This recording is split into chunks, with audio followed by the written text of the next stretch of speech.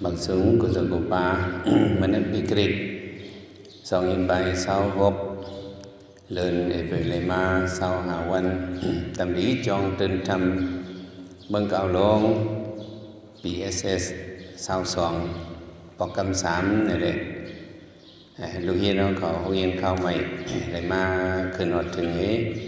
dần bến cu sòn nó khấu mỏ sòn nó khấuอยู่เลยมอสอนสังกัดเจ้าอยู่เลยมอสอนก้นเฮินเลยมาขึ้นฮอดเนี่ยขัดเวียวก็อยู่ดีตั้งโตเงาเงินมุสลิมหลงสังกัดซึ่งใต้อยู่ดีเกียมโฮเป่าเงาเงินมุสลิมสังกัดซึ่งใต้ห่มจมจอมตั้งคัดเจอเจ้าเขาทุ่งเมืองเก่ากูเจ้ากูป้ากูก็โกนอย่างนำเต็ดได้ว่าแต่ที่เป็นห้องเรียนเข้าใหม่มานั่นเด้ลูกเอาดีย่องเหลียวกันเหลียวเฮ็ดก็เหลียวป้าเหลียวเฮ็ดนี่ก็ มันเป็นไรอันนี้มันเป็นลองเสื่องเวลาเนี่ยอาการมังมิ้วเนี่ยมันยังใหญ่กว้างขวางนั่นแหละเขาเลยมีลองตั้งอันว่าห่มห้อมกันอ่อนโหเนี่ยเฮ็ดหรืออ่อนโหค่ะก็ห่มห้อมกันอ่อนโหเขาเลยห่มห้อมกันในอ่อนโหจำแทงคอหนึ่งจำเป็นทางแทงเลยเสียบเพกันเอาปุนพรเนี่ยแทงคอนี่ว่าค่ะก็เสียบเพกันเนี่ยเอาปุนพรส่วนหลังเอาเงินมุสลิมสังกัดซึ่งใต้เนี่ยก็เลยว่าโฮมห้อมกันในอ่อนโหเสียเจ้าหลวงเขาเฮ็ดมาหลายสิบหลายปานเนี่ยก็เจ้าก็โฮมห้อมกันในอ่อนโหมาฉะนั้นอ่อนโหย่อเนี่ยก็ขึ้นไรขึ้นจัดการมันอะไรหรือจัดไหนเสียบเพกันนี่เอาปุนพรเหมือนกันที่เงาจึงเนี่ยก็ตำวังมาจากไหนห่มห้อมกันนี่เก็บตัดไว้จากไหนเพมาบัน ดีก็เพปริดิสัตมาปาละเขียนชาวจึงใต้กุศลเวงจากไหนเลยมาเสียบเพกันนี่เอาปุนพรลูกเอ็นเรามีอยู่ หิงหกปักสองหิงเหลือๆในว่าดีก็อยู่เศร้าตีเหลียวในก็มันง่ายดีอยู่ที่เศร้าก็ง่ายแต่ได้กินแต่ได้เยี่ยมก็ง่ายแต่ผู้สอนมันได้มาเจ็บให้สอนก็มันง่ายมันง่ายไหลลงไหลตั้งสังว่าเจ็บเพกันในเอาบุญพรเนี่ยเผียวมาดีในก็ตีบุกตรงเว้งตั้งยันเขาก็มาเจ็บเพให้เป็นสีตีเนี่ยปีใน ห้องเรียนเข้าใหม่มีอยู่90 ไปเจ็ดนั่น95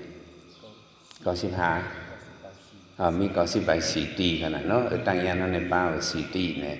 อะไรผมจอมมันเจ้าเขาแจกให้กันนี้เอาบุญพรจำหนังว่าก็เหลียวเฮ็ดมันไหลจ้องเหลียวเฮ็ดมันไหลแล้วอะไรมาห่มกันก็เวลาเขามาเฮ็ดจังไหนเนี่ยก็ว่าใครห้องสาวๆเขาหลายวันหลายเมืองมังยากันพวกเขามังยากันเขาก็เลยออกตาออกตังว่าปล่อยไว้เฮ็ดในก็ข้าวดัง40 ไป5 วันเนี่ยเจ้าสางเขาก็เป็นข้าวอึดเฮ็ดเนี่ยก็มันก็ได้ปล่อยอยู่เจริญจลาเฮก็มันก็ได้วงกะตั้งเหมือนจะกาวว่าจะขัดนั่นเองใครกับป้ายดังแล้วก็ป้ายปิวกับดังแล้วก็ปิวเฮเนาะบางป้าก็กว่าเป็นไกลๆขึ้นมาก็จังมีก็อะไรเนี่ยมาเฮ็ดเป็นห้องเรียนเข้าใหม่เนี่ยก็เจ้าสางก็เลยเฮ็ดการเฮียนก็ขัดเนี่ยยังอันจังไหนแหละสังว่าห้องกว่า1 ตี 1 ตั้งอันนี้ก็คำเสียงเงินเสียงต้องในห้องกันอะไรได้ก็มันจึงก็ให้เจ้าเขามีปืนหูปูสุตะให้มีตั้งหูนำตั้งหันกว้างนี่แหละสังห้องกว่าเสียสมาเจ้าเขาเนี่ยก็เจ็บให้เอาบุญพรนี่เป็นบุญพรปันมาเนี่ยลูกน้องตะเพียวที่ในส่งกันอะไรเนี่ยก็ส่งบันขึ้นกิ่งขึ้นเข้าปูดีกูตั้งเนี่ยก็หอมจมมุดิตาจอมเสียเจ้าเขาก็ดูที่น้องตีหลังนั่นเขาก็แล้วก็ส่งเจ้าเขามากันในเจ้าก็เลยมาหัน ทุ่งเมืองเก่าเป็นหือไว้ในหูเลยหันเลยยินในเลยติสันตราปูสุตะเนี่ยเจ้าก็เลยตั้งหูปุ่นด่านเลยการกว่ามากว่าตากัดตั้งในออกเมืองเก่าในเป็นเลยมาตั้งในโนเอมีไก่เวงเก่าเนี่ยกูบอกเขายำยินก็ไม่เขาเลยมาหันเผื่อมาเผียวกันใน สำลูก มาสี่หาสี่เวียงเจ้าความยำหุ่นจักกันในก็มาเพียวกันในก็ในมาเป็นได้ก็ดีกันในมาบึดกันคือกันอันในเป็นนำตอนเจ้าเขาในมาหุ่นจักกันในสำหรับเพียงมากกันในจังมาอย่างเทียงในมาญาหมอสอนหมอเทียงในมาเป็นเสียตะเบกันบ่เลยเป็นเสียตะเบกันลองอันโปงสอนเอาหลีกไล่ตั้งหูตั้งหันโปงสอนปันกันในมันมีเจสูอย่างแหละเขาเลยเสียสมาธิเสียเอาที่วันที่ย่องก็มีอยู่ก็เลยก็ก็เข้ามาเลยแทงเสียดีสมาธิแทงในเขาหลวงจมตั้งหูอันเขาเดี๋ยวไล่มาเหมือนนั้นเหมือนซึ่งคนเขียนลายหนึ่งเกาะเนาะเจ้าเขายำด้วยเงาเหมือนอะไรลายขี่เขานั่นเนาะลายขี่เขาด้วยไหนใจเจิงเหมือนเจ้าเนี่ยมันคุยไว้มันเขียนสักษามาวายมามันเป็นก้นเขียนให้เปิดหมดเป็นใจเจิงลงกว่าเฮียงมันเขียนมันอยู่ลายด้วยก็มันจืดมันยาสลานำมันใหญ่อย่างน้ำสลามันเนี่ยมันเก่าหันทางเอาเฮ็ดเสียงนี่เนี่ยมันต้องจะกี่ชั้นนั่นน่ะด้วยเงาอันนั่นเนาะแต่สอนที่เปิดไก่ย่าก้นย้อนก็ก้นย้อนสอนปันมันมันก้นหมอไล่ก้นย้อนแล้วไม่ไก่ย่าก้นเมาเหล้าก็ทำเขียนไล่สอนว่าหมดแห่งไล่ก้นเมาเหล้าจังแต่มันจะกับหันเสือทำกันก็มันยืงด้วยไล่เสือกับหันลิงก็ยืงด้วยลิงเนี่ยเอาสัตว์ตริสารในเฮ็ดเสียงก็อะไรเนาะดีนะสัญญาณนิตินั่นเนี่ยก็สอนปันเอาตัวสัตว์เนี่ยเฮ็ดเป็นเสียเขาก็เฮ็ดมีตั้งนำกับสัญญาณนิติมานั้นไม่นังว่าการลำในไงขณะเจ้าเขาจะยำหันการลำการลำเนี่ย ตูเขาก็ลำโซบเขาก็ลำตีนเขาก็ลำเป็นเจ้ากาก็เป็นห้องว่าการลำในนั่นน่ะห้องว่ากาหังกาการลำการฝึกนั่นก็มีมันบ่มีน่ะมันเปิดหันลำเนี่ยการลำในสัญญาณที่ว่าการลำเนี่ยอิงกับลักษณะเขาอันลีก็มีอันลีก็มีเนาะอันลีมันเนี่ยเป็นหังไหนเขามีสติเขาการลำเนี่ยเขามีอย่างค่ะเขามีสติเนาะทีนั้นพระบิณฑสอนลองสติเนี่ยก็สอนการลำเนี่ยก็สอนป้าเขาความปารีคลองว่าจะอื่นเนี่ยกาโกโลกนะเนี่ยเขากาโอโลกนะเนี่ยกาโกโลกนะในห้องวางไล่ตัวการลำเขาไล่ตัวอย่างค่ะกาโกโลกนะไล่ตัวการลำเนี่ยเขาเนบางเขามีสติหลีเนาะพวกเขาเดินลูกเหนือไปไม่เขาหันเนื้อปุดตกไว้เนื้อลีนเนี่ยเขาลูกเหนือไปไม่คำลงมาเอากำเดียวค่ะกาโกโลกนาเนี่ยเขาตุ้ยไผ่ไส้ตุ้ยไผ่ขวาขึ้นตุ้ยไผ่ไส้มีผู้เขียนเอาเนี่ยมันต้องบินลงมาอ่ะนี่เป็นมันมีสติการแล้วเนี่ยมีลงมาเผียวดีปุดเนื้อมันชักกำเดียวค่ะมันตุ้ยไผ่ไส้ตุ้ยไผ่ขวาขึ้นตุ้ยทางไผ่ไส้ก็มีผู้เขียนเนี่ยมันต้องได้ชักเอาอ่ะวางชักเอาเนี่ยมันมินกำเดียวมันมินก่อนการแล้วเนี่ยกาโกโลกนะมันขึ้นด้วยไผ่ไส้ไผ่ความไผ่ไส้มีผู้เขียนเอาว่าอย่างไกมินเนาะนี่เป็นที่ในตลาดพระเป็นเจ้าฮอกกาโกโลกนะเนี่ยนี่เป็นการลำเขาติเลยเอาเขามีสติหลีด้วยการอันหลีเขานั่นก็มีอันหลีเขานั่นอย่างการลำเนี่ยสมหลักหมออย่างค่ะใช่เราเปิ้งห้องความเหมือนเดิมละการลำเจอกดคดกินไข่เปื้อนอันนั้นนะเขานี่มกันลักกินไข่เปื้อนในการลำเนี่ยเนาะอันนี้คำลีก็อันเขาลีเนี่ยที่อันไปทางไหนเขามีเขาหู้ปนพรค่ะการลำเนี่ยในเป็นเขาได้เลยเอาการในเฮ็ดเสียนั่นเขามีปนพรเขาหู้ปนพรเฮียงเนี่ยเขาหู้ปนพรเนี่ยสังว่าซื่อคือเขากาเขาสีตัวทบพีมาเนี่ยคำเปลี่ยนกันค่ะสองเขาเปลี่ยนกันเปลี่ยนช่วยอะไรก็ยอกเขาอ่อนกันมาห้องจะเขาอย่างนี้นะกาห้องอักอีบุปันกับเสียงสองยำยินกาอ่อนตรงห้องนี่ก็ตรงมาห้องก็มาห้อง ปั่นทั้งฝุ่นมาห้องมังตัวในเขาหลกกว่าเน็ตหนาวเขาหลกกว่าไก่ในเขาหันใต้ก็เขาคือเขาตุกอยากเป็นเตอร์เป็นเนื้อเป็นเฮ็ดที่เขาอาสังอะไรเขาบ่หลกกว่าทั้งปุ่นคำกว่าเขามาปั่นให้หอม2หอมให้เขาไปขึ้นกว่าเขาเอาน้ำเสริมพร้อมกันตันแก้วหลกกว่าตั้งบนแก้วเอาลูกนี่เป็นการพ่อมุมเฮานี่กับปั่นจ้อยห้องให้3-4หอบเขากว่าหาการลำเนี่ยเขาถึงมีลงพร้อมกันเขามีน้ำเสริมอันว่ายอมแห้งเนี่ยเขาใจความไตของยอมแห้งเดิมสิยอมยักษ์ซ้ำยะหอยมาเพชรยักษ์ซ้ำยอมแห้งเนี่ยมันใส่แห้งเต็มการยอมแห้งเนี่ยมันใส่แห้งเต็มมันซึ่งก้นแมกไม่นะเป็นแมกไม่ปกนึงล้นเนี่ยเป็นหลงแมกที่ว่าเอาโฮมาตาเสนอโฮหมายเป็นแมกโฮหมาดุดก็เอามือเขาเห็นแมกจ้อมเนี่ยแห้งเขามีจ่อยกันหามสั่งเมาแล้วกันหาม